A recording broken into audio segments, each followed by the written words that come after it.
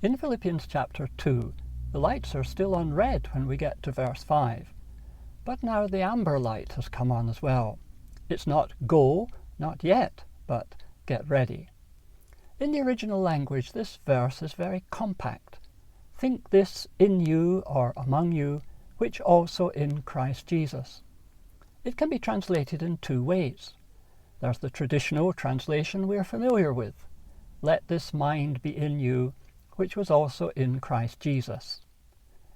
In other words, consider the life of Christ, and you'll discover the very opposite of selfish ambition, vain conceit, and self-centered pride.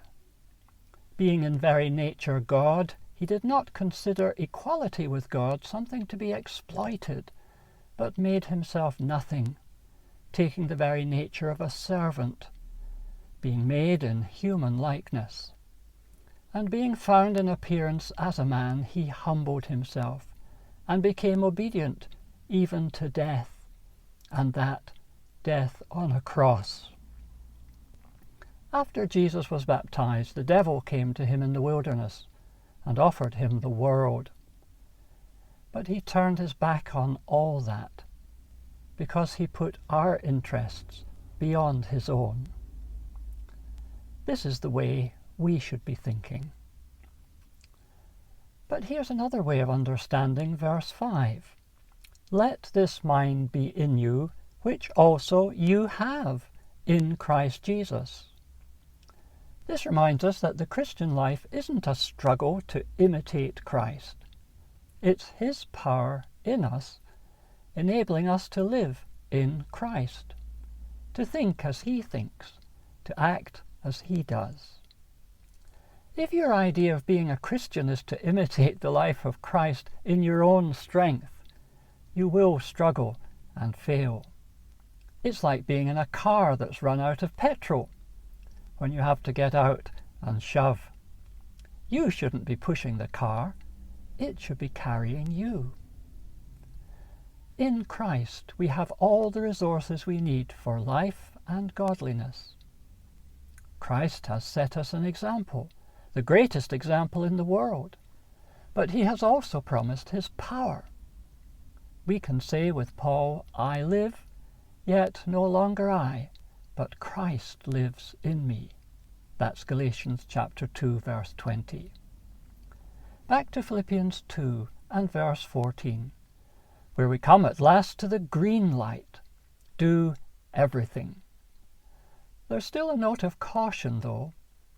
Do everything without complaining or arguing.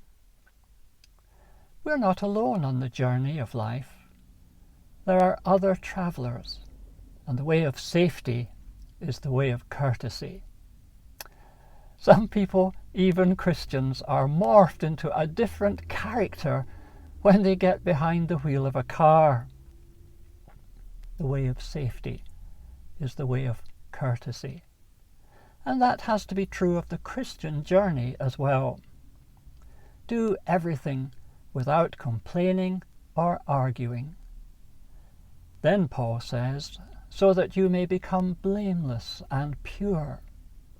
Becoming indicates a process, not an instant magic formula.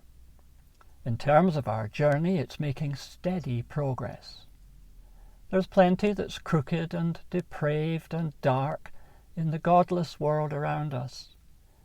But we are to become blameless and pure, children of God without fault, shining like stars in the universe, holding on to the word of life and holding it out to the world.